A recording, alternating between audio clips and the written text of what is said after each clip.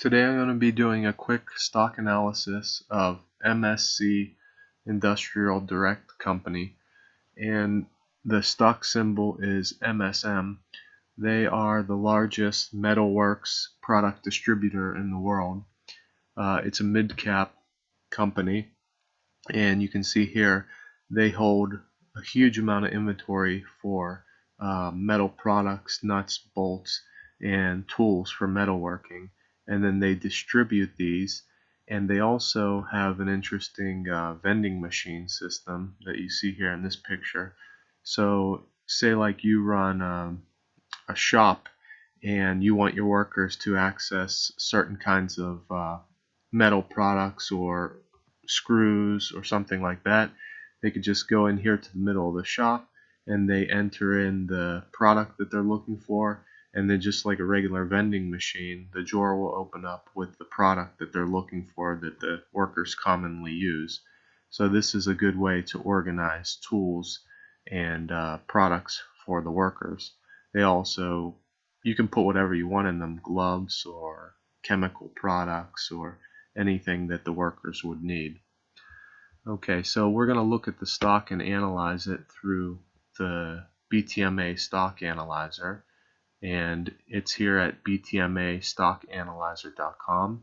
We'll click on Analyze Stocks, and you can see you have choices here to click on any of these indexes, and you could analyze the whole index, or and it sorts it here. You can see at the top are the best stocks to buy or recommended stocks, and then as you go down the stocks get riskier.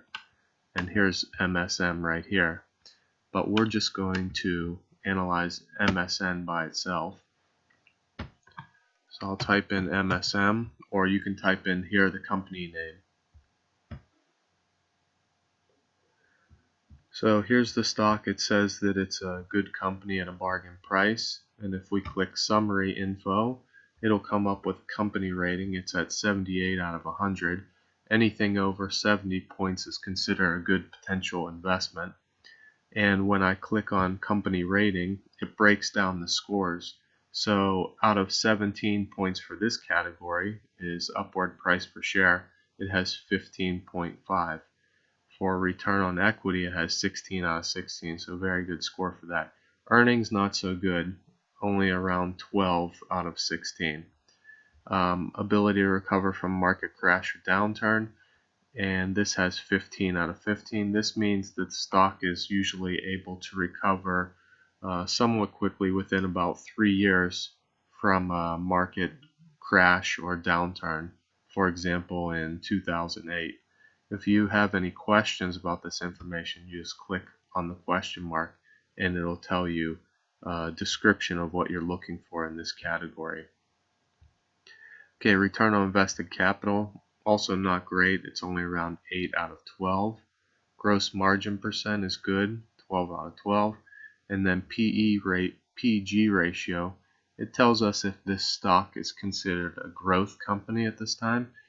And this has 0 out of 12, but this is a very hard category to get a good score in because it considers 5 years of PEG ratios, and it would mean that the company would consistently have to have good PEG ratios in order to get a good score here. Okay, so total score, as we said, is 78 out of 100.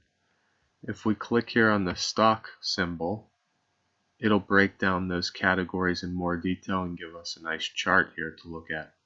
So the price upward trend, you can see that overall the price has been going up over the past 10 years. But unfortunately it's not going up very much. Here it's 84 at the start in 2011, and at the end it was 73.22. So this possibly means that there was a stock split here anyways. That takes into account with the chart, but overall you can see that the stock was growing. And this is the average closing price. So if we see the average closing price around 2011, it was 64.77. and then in 2020 it was 73.22. If we click on diluted EPS, we had several years of stagnant earnings, and then suddenly a huge jump from 2017 to 2018, and then it's slightly declined in the past few years. So this is worrisome because this tells us that the stock is not very predictable. What we'd like to see is consistent and increasing earnings and have more of a straight line going up through the years. So this is not an easy way to predict what this company's value is going to be in the next year. It could keep this trend and go down. It could be flat like these years, or it could accelerate like in this year. So we don't really have a good idea. Market recovery. This is what I was telling you before. 2008 the price was 34, and then in 2011 it was 56. So you can see that the stock did recover nicely after the market crash of 2008. Return on equity. Okay, for this, if you click on the question mark, it'll tell you what we're looking for. We're looking for 16 or higher for ROE, and it has been above 16, so that's good. You can see that this also hasn't been very consistent. It's gone all the way up to 25, and then it's been as low as 19. And also worrisome is in the past 2 years it has declined in ROE. So this is also not a great sign. It's good overall that it's been above 16, but not a great sign that it's not consistent and it has been decreasing in the last couple years. Here's our average here, 21 over a 5-year period. Okay, ROIC, we're also looking at 16 or higher for this, and you can see the 5-year average, it's right at about 16, just under it. And then also the bad thing is that it has declined in the last 2 years. So the last 2 years it's been around 13. Oh, sorry. It's been 15 here. So it was 18 and then it went down to 15. So again, we'd like to see that this is at least maintaining at the same level or increasing over the years. Gross margin percent. This looks bad here because it's going down over the past 5 years, but you can see it's not going down that much, 44 to 42. So not very big decline, but also you need to keep your eye on that because for some reason the gross margin percent is declining. This could be because there's other competition coming about. But MSC still holds the largest market share for metalwork distribution products, but keep an eye on that over the years if it keeps declining. PEG ratio. For PEG ratio, to get a good score in this category, it has to be between 0 and 1. So you can see in any of these years, it's not been between 0 and 1. So this indicates that it's not a high growth stock. And again, click on the question mark if you have any questions about that PEG ratio. Okay, we're going to go back now.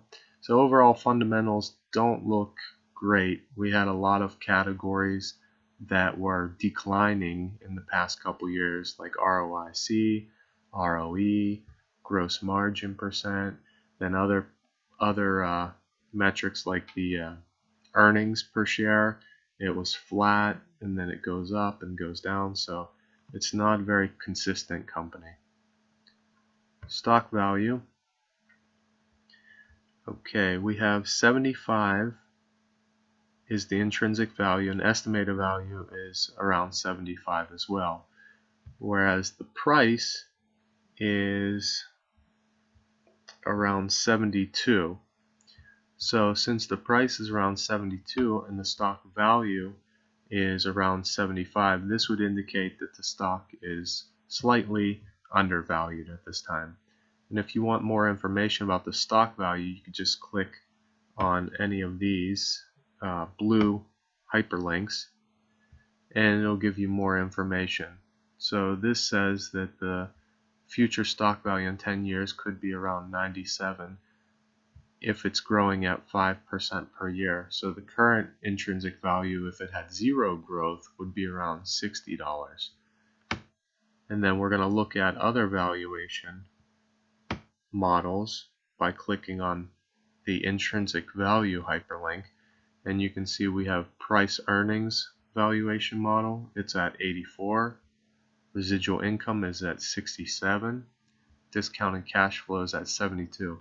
When you're valuing a company, you don't want to just look at one valuation model. You want to focus on several and then get a ballpark estimate of what the company might be valued at, because each of these valuation models considers different metrics. So for example, price earnings considers the price and the earnings. That's the focus there for that valuation. But residual income can look more at assets and tangible assets. So consider all of them and get a ballpark figure. Anyways, overall, the stock seems like it might be slightly undervalued. Okay, again, pricing. If we look at the 52-week midpoint, it's around 75. So right now this stock is selling under the 52-week midpoint, and ideally we'd want to try to buy it when it was near its 52-week low, around 64. So even if I was interested in buying, I might wait until this stock was closer to the 52-week low at least. Miscellaneous fundamentals. This looks more at the balance sheet. So debt to equity, we want to see less than 1, and it's at 0.2. So this is a good sign that the company has a reasonable amount of debt for the equity in the company. So it's a financially safe company. The current ratio as well tells us more in the short term how it is financially, and we want to look for greater than 1, and it's at 2.9. So this tells us that the company has enough cash to cover its short-term liabilities. PE ratio, we want to look for less than 16 if possible, and it's at 14.2. So this tells us this stock again is indicating that it might be undervalued at this time. It does pay a dividend. It pays a nice dividend, over 4%. So that's good. Alright, so then you can click on Complete View and just see all the information that we looked at, and you can scroll over to go through all the information.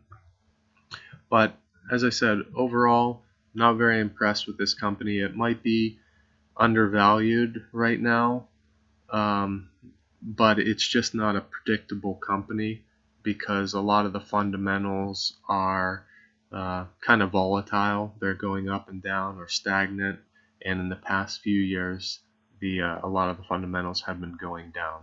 So I personally wouldn't be very interested in buying this company at this time. Hope you enjoyed this analysis. If you want to analyze companies for yourself, there's a free trial to this BTMA stock analyzer in the video description. Have a nice day.